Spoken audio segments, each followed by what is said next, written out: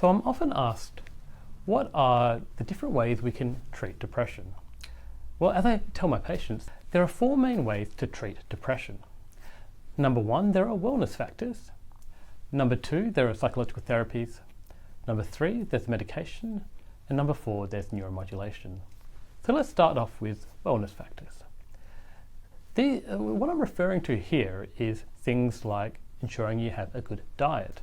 Now, why is that important? Well, tryptophan is the name of a chemical, and it's also found in green leafy vegetables. It is also a precursor to serotonin, the so-called happy hormone, which is an important neurotransmitter or hormone in the brain for depression, but not the only important one. But we have seen in studies and through experiments many years ago that if you give somebody a low tryptophan diet on purpose, you can create symptoms of depression. So we know that's important. Exercise, we've known for a long time that's important. We know that endorphins are released and they simulate the experience that serotonin can do. And people often feel a lot better after exercise. Mindfulness and meditation, that's also part of the wellness factors and is really important. Mindfulness is the idea of being in the here and the now. So instead of dwelling on past thoughts or dwelling on things that could happen in the future, you're here in the present. Now, it's easier said than done. Absolutely. It is quite difficult, but it does get better with practice. And if you can start off just being in a dark room for 1 minute a day, every single day, and make sure you don't miss a day and keep a tally of it, that is a great place to start, where you just got 1 minute where you try not to think about anything. But if you do think about something, that's okay. You've got to get better at it with practice. So that's wellness factors. Number 2 is psychological therapies. So there are a number of different psychological therapies that have been around, probably from the time of Freud, who's influenced the development of it. Also Dr. Beck, who came up with cognitive behavioral therapy.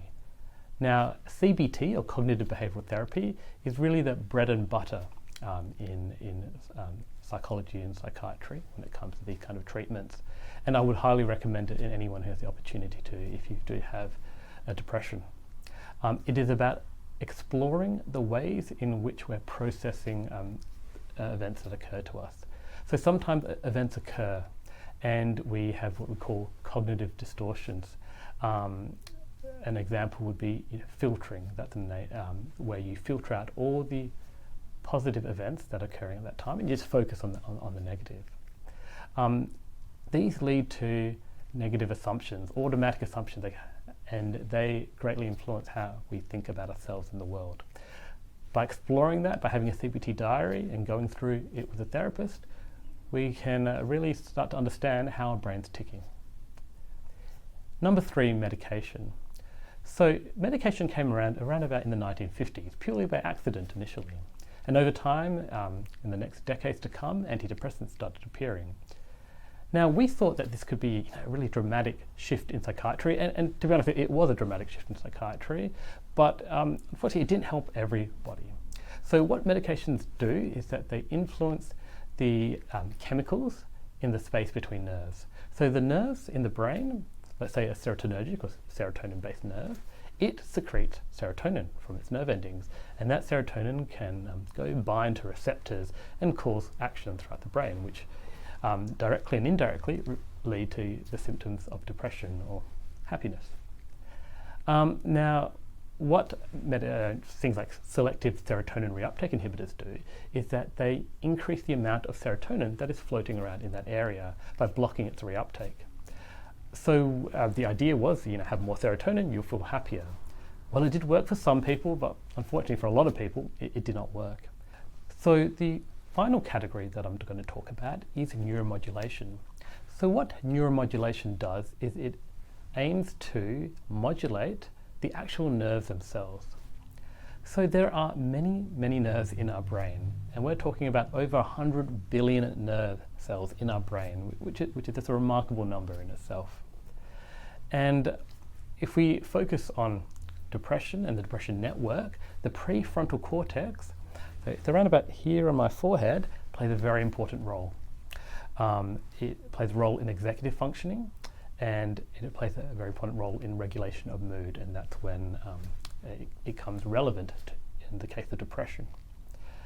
So what we want to do is we want to locate that area of the brain, and we want to stimulate it so that there are more neural connections in that area. So if you imagine my fist here is the head of a nerve, and my other fist here is the head of another nerve, and these, my fingers, are the connectors. They're called dendrites. So if your brain was to look like this initially, and you had a long case of depression, we want it to look like this. And that process that I represented with my hands is that of neuroplasticity. So I'll define the word. So neuro refers to brain in ancient Greek, and plastic, like you can imagine, refers to molding. So we're trying to mold the nerves. Effectively, we're trying to grow new connections. And toddlers can do that remarkably well. That's how they can learn a couple of new words seemingly every week. Unfortunately, for the rest of us, it does kind of plummet downhill in our ability to do neuroplasticity.